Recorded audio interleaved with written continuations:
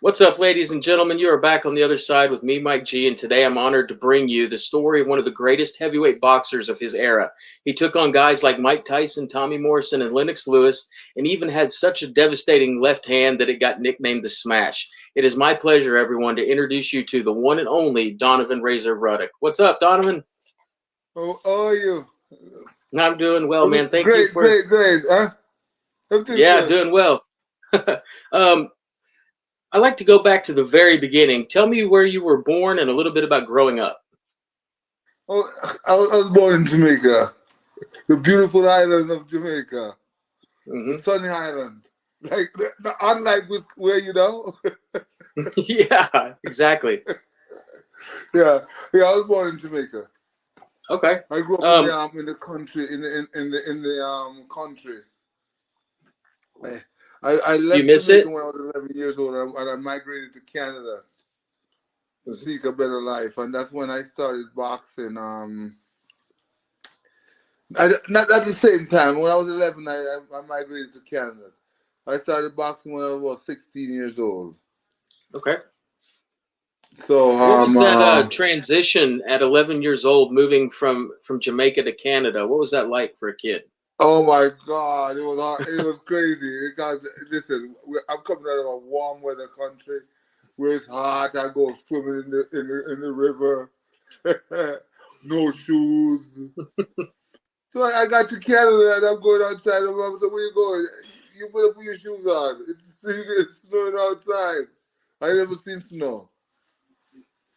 So it was a shocker for me when I went to Canada with the climate, the Yeah. change in climate. Yeah. So I had to get adjusted to it, and I got used to it after a while because my mother bought us winter jacket and put us like Eskimos. So after a while, you get acclimated to the climate. Gotcha. All right. You said you discovered boxing at 16. How did that come about? Well, I love to fight. I was fighting since I was in Jamaica when like I said before, I was 11. I was fighting there in school. Everybody I'm fighting. So, anyways, I was fighting and practicing karate on most of the kids in school. And one of my friend goes to me. His name is Rico Rossi in grade. I think we're in grade 6. No, grade 7. He said, "Razor Donovan, why don't you go do boxing? You'll kill everybody." I said, "Oh my God, Rico, you're smart. What took you so long?" And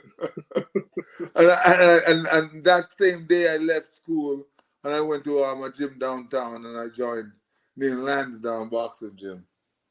Wow. All right. I want to touch on your amateur career a little bit. You beat a guy who would show up later on in your career and is considered one of the very best heavyweights of the last 50 years. Talk about that amateur fight with Lennox Lewis. I'll be honest with you, Lennox Lewis, he's an asshole, okay? I don't like him. Okay. Not because he beat me, it's Right. because of the way he beat me, okay? I have no animosity for anyone else other than this prick. Because I knew him since I was 16 years old. I beat him for the Olympic trials in Hmm. Ontario, okay? And I don't know how the hell he expected to take me out in one round other than he cheated. Hit me behind the ears, okay? Hmm. Okay? That's the only way anybody can beat me on this planet. Do you understand me? I believe And you. that's Yeah. why they elected to go behind the back of my ears. And then he start pawning it off to the little non-fighters in Ontario to show them how to beat Razor Ruddock by hitting him behind the back of the head, like Dylan Common and all of them, all trying to hit me behind the ears. But I'm telling you right now, I changed my style of training, I changed my style of fighting, and I'm telling you, I'm taking everybody out. Yeah. All right. Your professional career began in 1982, and over the next 3 years, you amassed a record of 9-0-1, and took on David Jaco. What went down in that fight, and explain the aftermath medically and what the doctors told you. Well, that fight I had a asthma attack. I never knew I had asthma attack because I left from Jamaica and I went to cold weather and I started running and I developed this asthma attack, right? Mm-hmm. And I was fighting David Jaco and I couldn't breathe. And the doctor started the fight, okay? So everybody might leave me and said, oh, I can't be a fighter having a damn asthma, eh? So I said, that's true. Yeah, you can understand what they're saying. So I decided that I wasn't going to be able to do boxing anymore. I had to go do a job. Mm-hmm. So then I was driving on the highway and I'm pondering. I saw this truck driver pull over on the side of the highway and I pull over beside him and I said, hey, how are you? Could you tell me I could get my driver's license for one of these big rigs? And they said, oh, there's a class up at Kill Street and so and so and so, right? And I said, all right. And I went there and I tried to get in and they said the class was full. So anyways, I antagonized them every week until I got in, eh? I believe that. Huh? I believe that. So I got my license to drive. I went to the class and I took the test. So I'm going to take a test driving the truck now, eh? So I'm driving this friggin' truck. And I'm driving it, you know. And I said, oh my God, I'm a slave. Yeah, working for the man, yeah. I swear to God. I swear to God, I said I'm a slave. I just realized. Because I'm driving the truck looking through the windshield. I see no end to the road. And I realized oh my God. So now I decided that I want to turn back the truck around and take it back to the yard. And at the time they had this new medication named Ventolin that give you that can work with the asthma for give you a 2-hour time span, eh? So 2 hours I have to work with when I spray in my house. So I will. Hello. Hello. Yeah, I can hear you. Uh-huh. So I can hear you. I won't get no asthma attack, right? So I decided I migrated from Canada to Florida, where it's warmer weather, right? Mm-hmm. So I started to train. I decided I started to fight. I started to train at Angelo Dundee gym, 15th gym, and Angelo Dundee started showing interest in me. And the guys in Canada decided, hey nigga, you gotta get back here. You got to warn me when you say certain things. I don't know if I'm allowed to laugh or if I'm not supposed to. My friend, we are brothers, okay? I grew up Alrighty. in 63. I was born in 1963, okay? And I might say things that you might not be conducive to the rest of the world, but they can't beat me. Gotcha. That's right. But I have no racism in me because I'm too intelligent for that, eh? And that's why I'm able to use the word so free. I can use the word so freely, and I don't have no problem with it. And people don't like it. I don't give a fuck. Right. Yeah. I'm a bad nigga. I have 30 knockouts. Why should I be afraid? That's awesome. All right. I'm afraid of my girls in my family. Go ahead.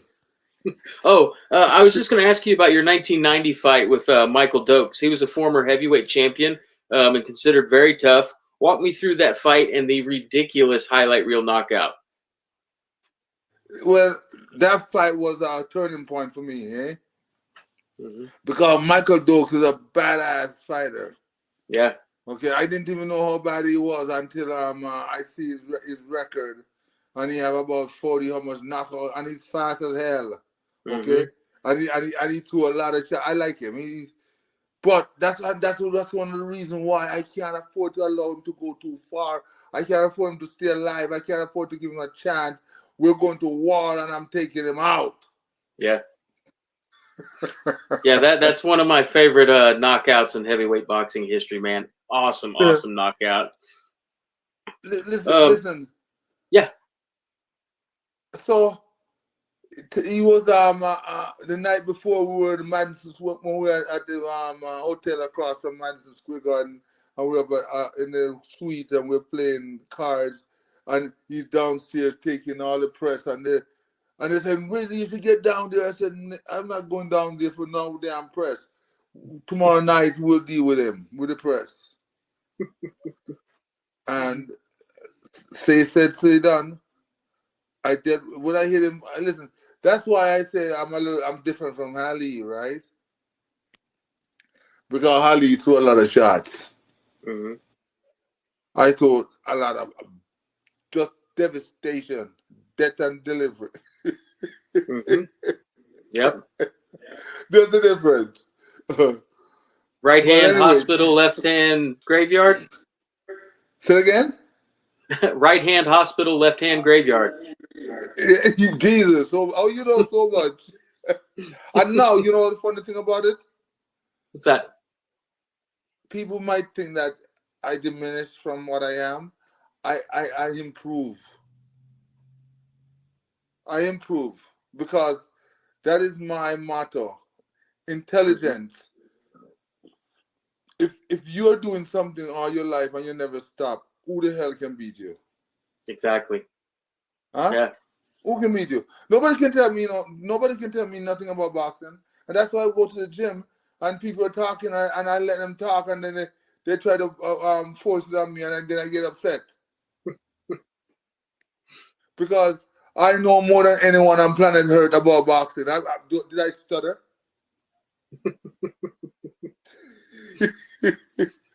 I believe you. Huh? I believe you. But the proof is in the pudding, and I've been training, and now I'm even past the stage I was with Razor 1. Awesome. We have Razor 2 now. The new 2.0. name is Silver Hawk. All right. March 18th, 1991, you took on Iron Mike Tyson. What was your mindset going into that fight? How did you feel during the fight, and your thoughts on the stoppage? To be honest with you, Mike Tyson, he inspired me. Because believe me, he's an intelligent kid, eh? Mm-hmm. He's intelligent. He just don't have no patience for people. Yeah. But he's intelligent because he the way he fights, he know what to do, and he listens to his trainers. Yeah. So I learned a lot from the fight with him. I learned that he's strong as hell. Okay, and that's why this Jake Paul crap was like, you know. Yeah. Because it was what it was. I know Tyson is strong as hell, and that kid can't go one round. Not even one round with me. Okay. Mm-hmm. So that's why I was saying that Tyson is extremely stronger than he displayed this Jake Paul thing. Even with one foot up in with a crutch. You know, Mike said after that fight that you punched like a mule kicks. Yeah, so did he, trust me. So did he. Yep. So anyways, so did he. It was two brutal fights. You know what I'm saying? Hey, listen. I learned a lot, and I'm looking forward to the third one, me and Mike. Okay?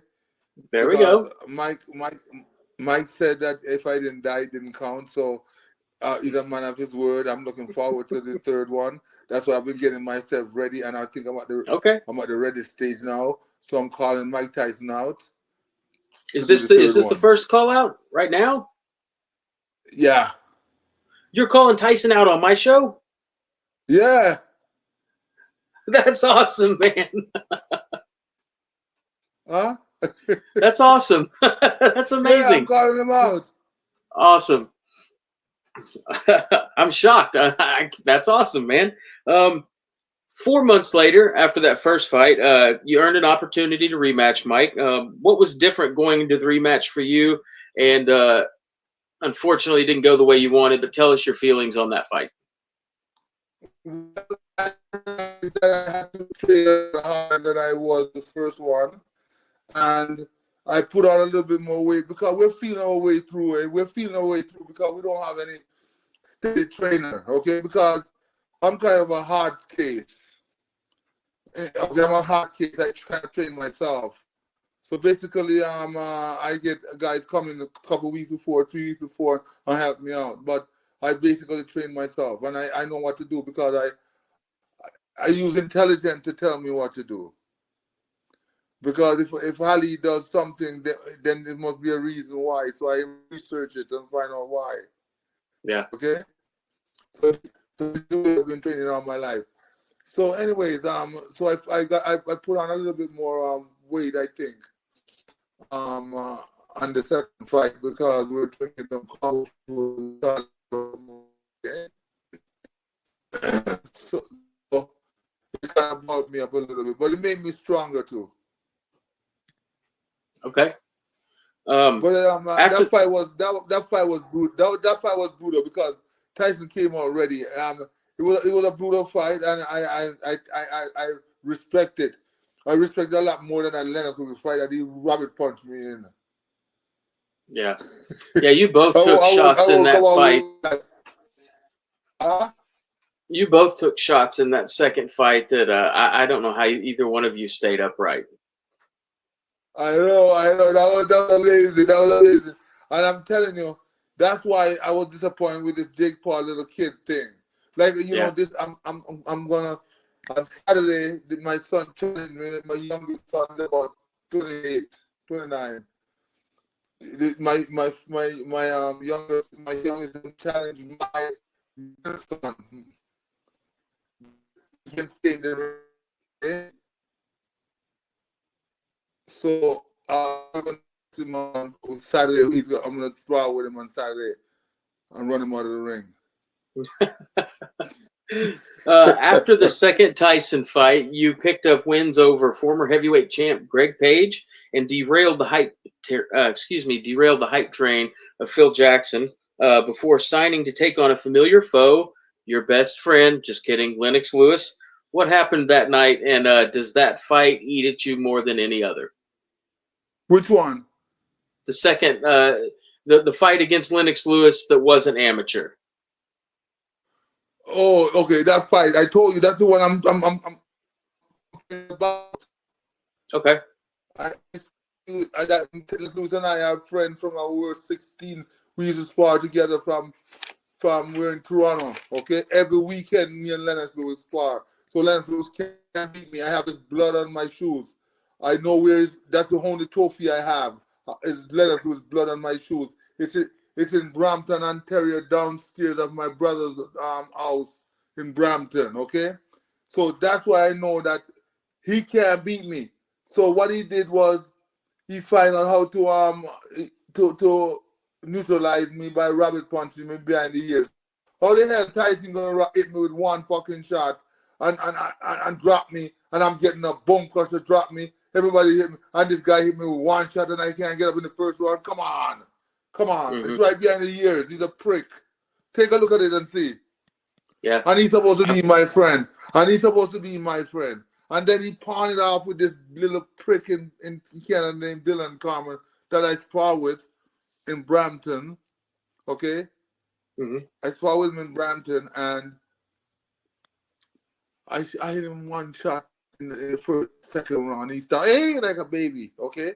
And then they asked me to fight the guy. I said, oh, whatever, I'd take the fight, okay? But they know how they're going to send me there to Judas to rabbit punch me in the back of the head. Take a look at both of them. No, did I stutter when I said nobody on this planet can beat me? Nobody.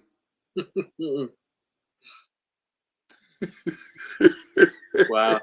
You do not lack confidence, sir. I love that. Yeah, you can't lack it. Boxing is not a place for you to lack confidence. Yeah. Yeah, exactly. um, After that fight, you took a much needed break, and after a couple years, returned to take on another amazing fighter from your era. Rest in peace, Tommy Morrison. Talk us through that fight a little bit, and what turned out to be another terrible That was stoppage. listen. Okay, I'm gonna start with the fight with Tommy. I was going through some changes in that fight because my brother had a little bit of conflict with promoter and Rod and everything, and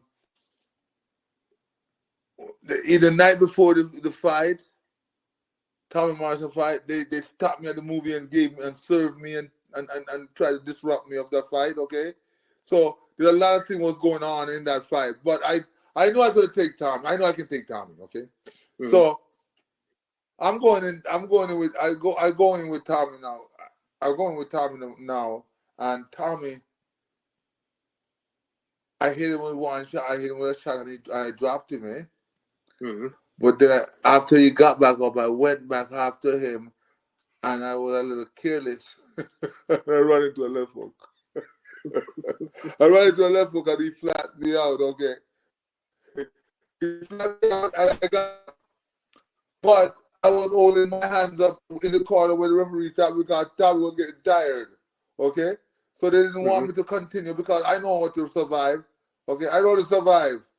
That's not a stoppage. That's not a stoppage that Tommy. But they didn't want Tommy to get tired. But I didn't worry about it. I said, okay, no problem.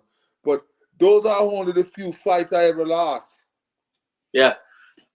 Yeah, if it wasn't for a couple of bad stoppages, who knows? If it wasn't for a couple of bad stoppages, who knows what would have happened?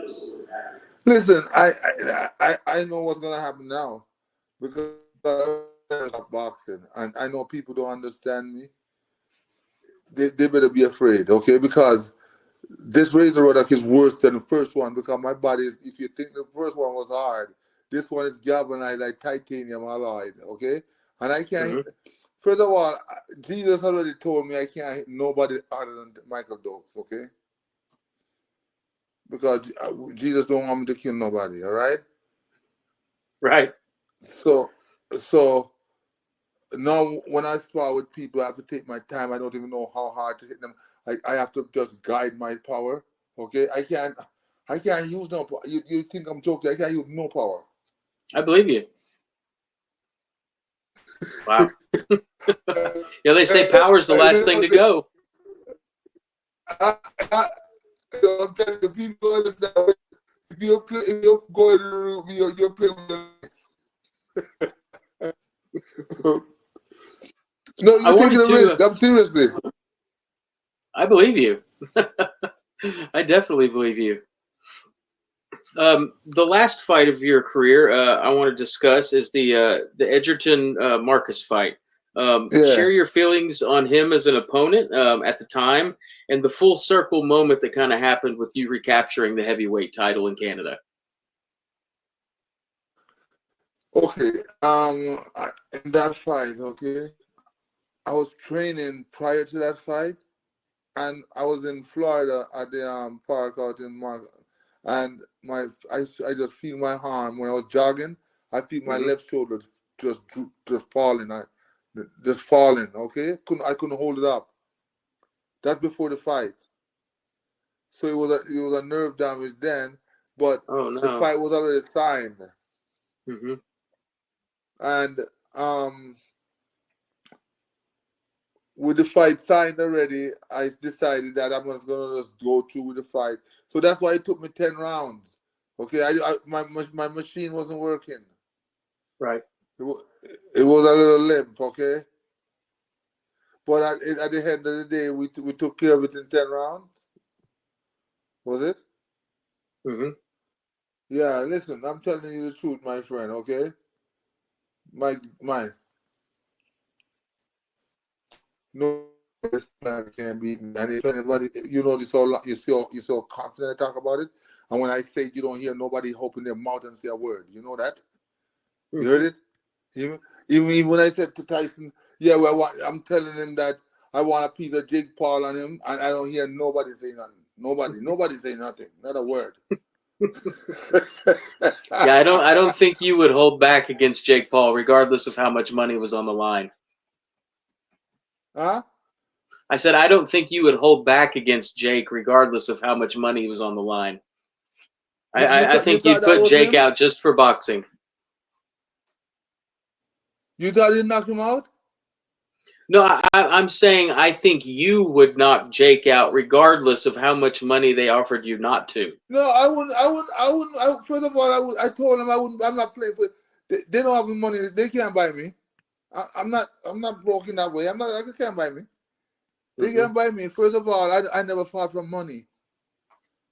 My brother was always the guy who looked for the cash, and I was always doing my doing. Okay, so he doesn't. It's not about the cash. It's about the fight. And this guy here not supposed to stay one round with Tyson, and I know he can't stay one round with me. Not even one friggin' minute. Not 1 minute. It's just insulting. Because you don't understand. Boxers are different from regular fighters, regular people, eh? Mm-hmm. Tyson is strong as hell. Yeah. But he never exercised it and he never displayed it. He never displayed it on the Jake Paul. Okay? I don't know what is wrong, but I'm telling you one thing. They will never give me a chance to go in the ring with him. And I wouldn't be doing no damn 2 minutes either. I want 3 minutes running a machine. Like a regular fight. Yeah. I don't want no damn 2 minutes. I want a regular fight. I bet you don't say a word. I bet you don't say a word. He won't. Okay? Let's do 3 minutes. My gosh. He would never even make the first one. Nope. Looking back on your astonishing career, if you had to pick one moment in the ring that was the happiest or most rewarding, what would that moment be? Bone crusher fight. Okay. That mother. He hit me like when I'm fighting the guy, right? I'm fighting the guy in Fayetteville, right? Okay. And he hit me bam with a right hand, right? And he dropped me bounced me off the floor. I said, you know, I'm on the floor. This is not in my plan, okay? So I'm wondering how long I'm down here now. And I have to jump up. I jump up. My friend, after the referee go 1, 2, and give me the 8 count, right? Mm-hmm.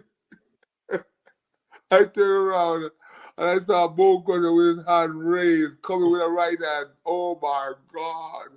Like a bull with a spear. Okay. And he came after me and he started throwing right there. And I said, "Oh my God! I better move! And I got to move! And then I move, and he tried to catch me. Oh my God, he's trying to kill me. He's trying to kill me. Okay. So anyways, at the end of the round, I threw a couple of uppercuts, okay? I hold him off. Oh my gosh, the bell rang. I went back to the corner and said, Delroy, my brother, listen, they let him train in the ring. They had a train in the ring. The train hit me in the ring because we're Jamaican. And they said, no, that Bone Crusher. You said, you mean the guy I'm fighting?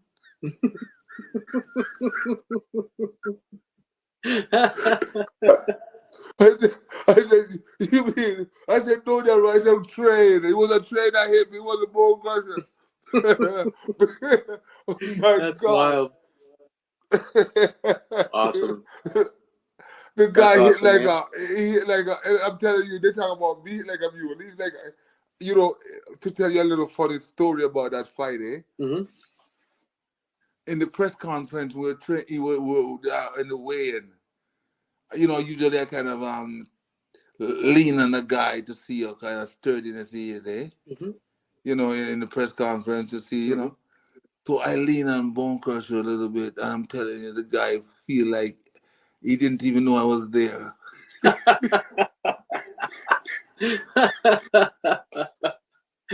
That's wild, man. Oh my God. He's a farm boy. He's strong as a Whoa. Yeah, that farm strength is something different. Yeah. But you listen, you know, do you know why I live so long in boxing at this high level? Intelligence. Do you intelligence? These guys go in the damn fight trying to prove how tough they are. You gotta prove how tough you are. I'm taking. First of all, I'm killing you first before you even kill me. So therefore, I'm gonna be safe. Mm-hmm. Right? Yeah, exactly. If I kill everybody, how could something go wrong with me? Mm-hmm. Yeah, Philosophy 101. I love it. Uh, you're listed Go on. number 70 on Ring Magazine's list of the 100 greatest punchers of all time. And with a career record of 46-1 with 30 knockouts, it's easy to see why. So many of your wins came by your punch, which was nicknamed the Smash. Explain what it is and where it came from. Well, to be honest with you, my smash is it's just because I'm an inventor. I also invent other stuff.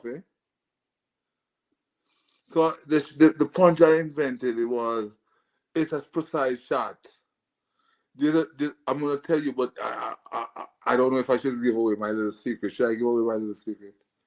Okay, I don't give away because I'm not going to anyways, be fighting you anytime soon, so it's okay to yeah. tell But it me. anyways, what I'm saying, okay, there's a nerve that runs on your cheek, the chin right here, along Hmm. right here, right? Hmm. Okay. So when you have your hands up and you go for the hook, you don't get it. So you have to wait until they make a move, just a slight Okay. move, so that you propel yourself from standstill, from 0 to 60, without no signal, and Okay. hit that precise spot, and then you'll see that they collapse because the brain is not supposed to move that fast because it's in a Hmm. bowl, and if you hit against the wall, it knock you out. And Yeah. knock out a guy. I mean, with 2 shot, 1 shot, I could do it in them on a shot, but I could do it 1 shot. 1 shot is dangerous because that might kill you. Yep. I love boxing. You hear I'm talking? Yeah. I want to know, where did the nickname Razor come from? Oh my goodness! I was in the Canadian Army, Canadian Reserve, Okay. and my left jab I was boxing while I was there, but they never have any boxing match there. But I was boxing just before I got in there, and Hmm. I was using my jab, and it's like they gave it. It used to cut when I use it, right? And Hmm. on top of it, my father is a butcher. My whole family is a butcher, right? Okay. So I come along with razor. Nice. And my I father is like that. also a barber that we use razor all the time. And my Perfect. jab cuts. It's always interesting to hear where people's nicknames came from. That's a good story. Say it again? I said it's always interesting to hear where people's nicknames come from. So Yeah. that's an interesting story. I like that one. Um, in 50 years, when people talk about the heavyweight boxing champion Donovan Razor Ruddock, what do you hope they say about you as a fighter? Uh, I'm being honest with you. I'm being honest with you 100%. I don't really care. I don't worry about what people say. I don't care what they say. If they say good, they say bad. It doesn't really matter. I am the one who accept where I'm at. You can't take me out of where I'm at. Where I'm at in comfort. So you giving me praise or don't giving me praise don't change where I'm at. So I don't care what anybody say about me. But what I'm Gotcha. doing is not waiting right now for them to talk about me. Not right now. Because I have a plan. I'm moving forward with my skills and my talent, because I cannot just let it lie that 1991. I can kick ass for eternity, and I'm gonna do that as long as I'm in great shape. Hey, listen, there's no age limit on the test for the license, eh? As long as you're in good condition. So they can't tell me, oh, you're too old. They can't do that. Wow. So so I'm looking. Oh, go ahead. I'm sorry. I said I'm looking forward to getting back in there. And it's not about money. I'm 61 years old and I train every day. You know what rounds I do? 10. I do 24 rounds a day. Shoo. Wow. Listen, do you see my bones? Mm-hmm.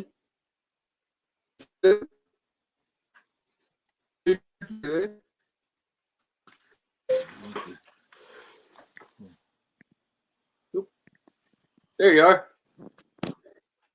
Can you see me? Yeah, I can. You look to be in shape, my friend.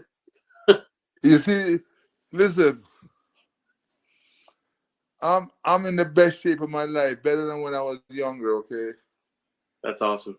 People say you can't get better when you hold it. No. You get better when you hold it. If you don't stop, do what you do. What make you not good? Yeah. I haven't stopped since I've been boxing. Yeah. And I don't live bad. I don't take drugs. I don't do none of that shit.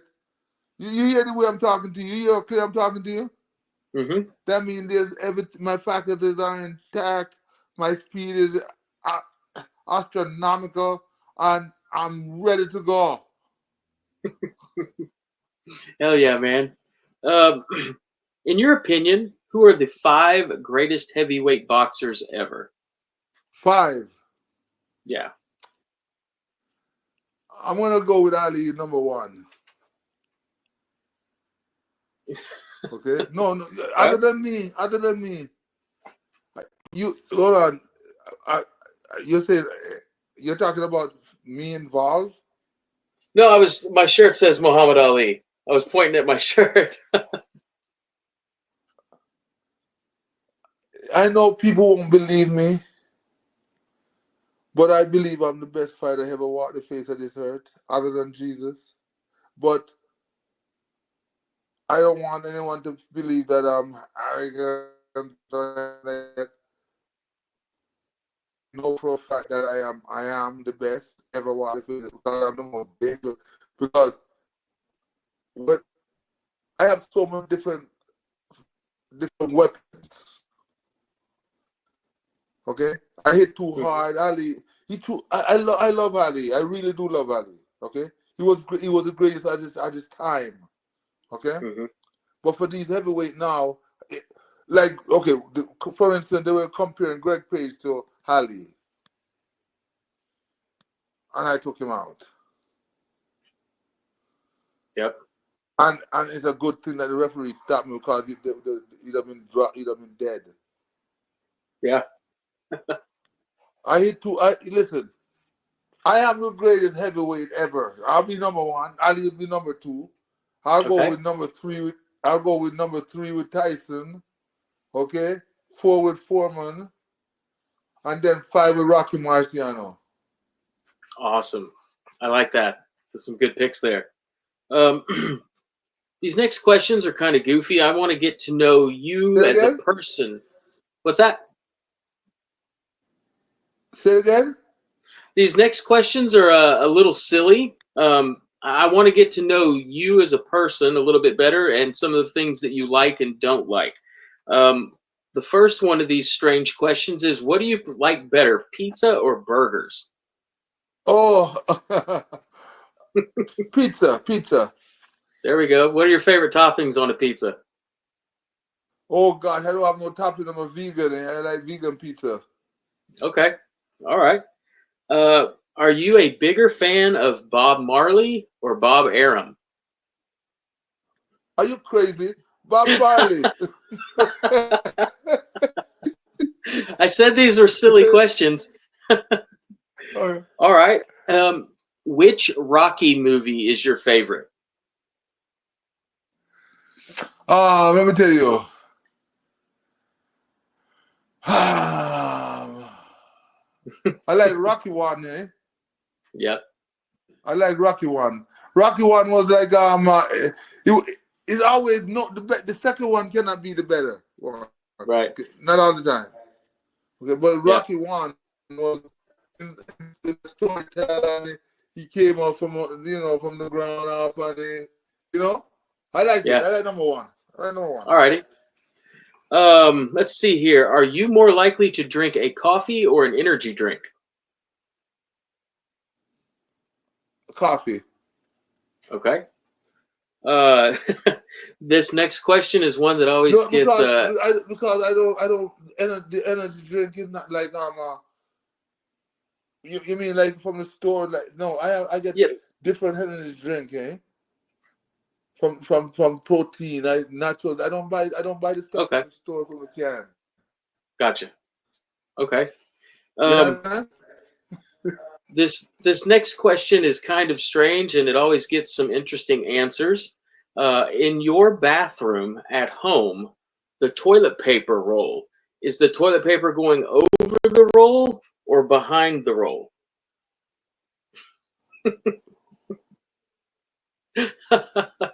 Oh no, it's come from the front. Okay.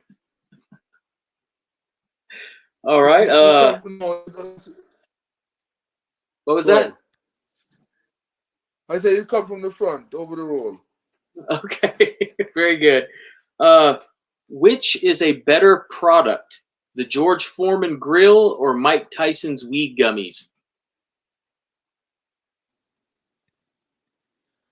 I'm being honest with you, I never see Mike Tyson weed gummy. He sells little marijuana gummies. Oh, gummy! Oh, no. George Foreman grill. No, that blow that away. Awesome. They still selling George Foreman grill, isn't it? What's that? They're still selling George Foreman grill. Yeah. Yep. I think 3 of them. Okay. Huh? What was that? I have a product also. Oh, what is it? A better made compactor. It's a manual trash compactor. I invented it. Awesome. I patented it, trademarked it, and I put it on the market. But I have a little bit of conflict with it in Canada. Eh? So I'm working on it down here. So you'll be hearing about it soon. Awesome, man. Let's see here. What is something that you really enjoy doing that maybe people don't know about you? I love to play tennis, and I love hockey. Okay. Awesome. Believe it or not, I was a really good tennis player when I was a child. Say it again? Believe it or not, when I was a little kid, I was a really good tennis player. I remember getting traveling all over this part of the country and being sponsored. And yeah, it was pretty cool. I love tennis. You? Yeah, when I was a kid, yeah, I was a really, really good tennis player. Really? Yeah, I was. So maybe one day you could play some tennis then. That would be awesome. Yeah, maybe one day. Okay, listen, it's a day. Listen, I'm looking forward to it because I used to play really good until after the winter came in, and I couldn't play outdoors. And the boxing you can do in the indoors. Yeah. You know what I'm saying? Yeah, exactly. But